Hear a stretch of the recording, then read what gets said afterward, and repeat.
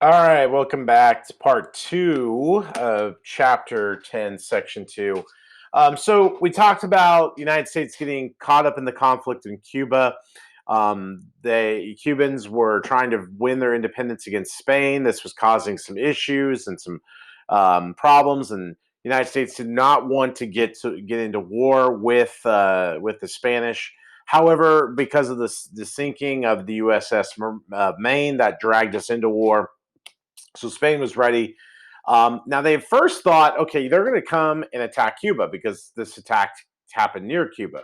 But the United States actually decided, we're going to catch them off guard, and they did. They attacked the Philippines first, the colony in Asia. And so on April 30th, the American fleet in the Pacific steamed to to the Philippines. The next morning, we see Commodore George Dewey gave the command to open fire against the Spanish fleet, the Malia, and the Philippine capital. And within hours, Dewey's men destroyed the Spanish ships there, and Dewey's victory allowed the troops to land in the Philippines. And ultimately, we see that Dewey and his support of the Filipinos were able to capture, like the Cubans, were able to capture and win their freedom from Spain. Over the next 2 months, you see 11,000 Americans join the forces with Filipino rebels led by Emilio Aguinaldo. And in August of 1898, Spanish troops in the Molina surrendered into the United States. Now, in the Caribbean, we see hostilities were still going on. Ultimately, there would be a naval blockade in Cuba by Admiral William T. Sampson, effectively sealed up the Spanish fleet in the harbor of Santiago de Cuba.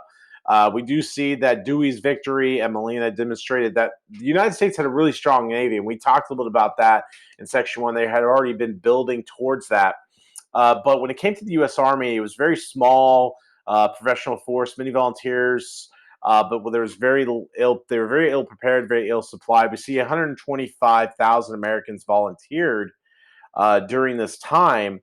But we see that they were sent to training camps, but they lacked the supplies for the effective leaders. A lot of these leaders during this time, we see that they didn't provide them enough guns. Troops were outfitted with heavy woolen uniforms, unsuitable for Cuban's tropical climate. So they weren't really given some of the best stuff.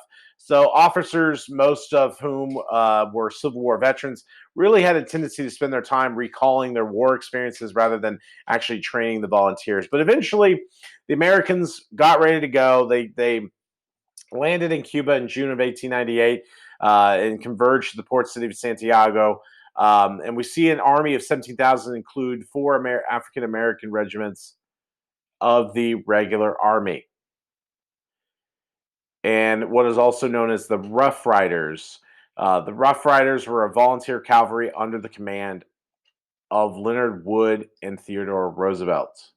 We would see that the most famous land battle in Cuba took place near Santiago on July 1st.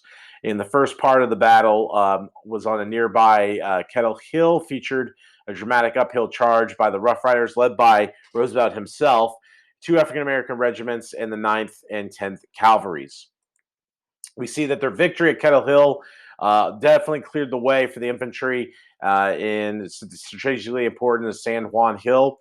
Roosevelt and his units played a minor role in the second victory, but the U.S. newspapers declared them heroes of San Juan Hill. And we see that 2 days later, Spanish fleet tried to escape the American blockade of the harbor of Santiago. The battle ultimately along the Cuban coast ended with destruction of the Spanish fleet. And so, on the heels of this victory, the American troops invaded Puerto Rico on July 25th. And we see that Spain eventually would sign an armistice in August of 1898. Was so kind of halting a signing a ceasefire, ending what Secretary of State John Hay called a splendid little war. And really, the war in Cuba and Philippines, the whole Spanish-American War, I mean, it really wasn't a very long war. I think it really only lasted within like a year. So, it's really not much of a war, but it was big enough a victory based on what was negotiated. So this thing only lasted 50, actually, take that back, 15 weeks.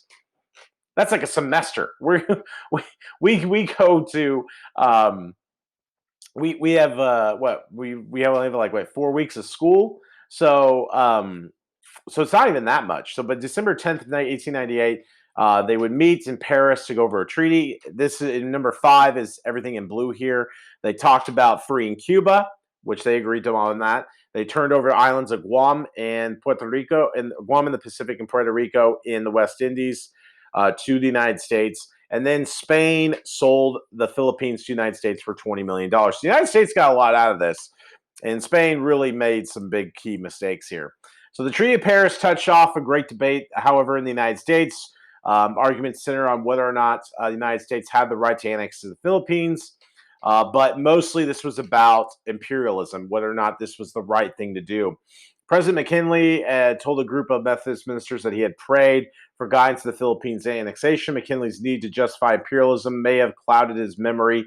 Most Filipinos had been Christian for centuries. So um, I think a lot of Filipinos kind of were on the verge of agreeing with this.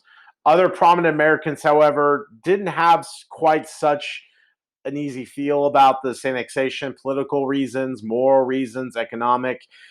So not many people were not in favor of the Filipino, or sorry, the Philippines being annexed.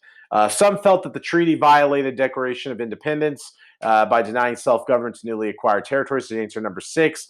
You had other critics like Booker T. Washington, who also felt like that the government could have been focusing a lot more of their time on racial issues instead of the annexation of the Philippines. Then also you had Samuel Gompers, who basically was against Filipinos coming into America taking jobs. But by February 6th of 1899, the annexation question was settled with the Senate's approval of the Treaty of Paris, and the United States now had the empire that included Guam, Puerto Rico, and Philippines. So we are seeing the United States add more and more to its empire, or little empire, in the age of imperialism. All right, that's going to do it for section 2. Section 3 we'll do after break.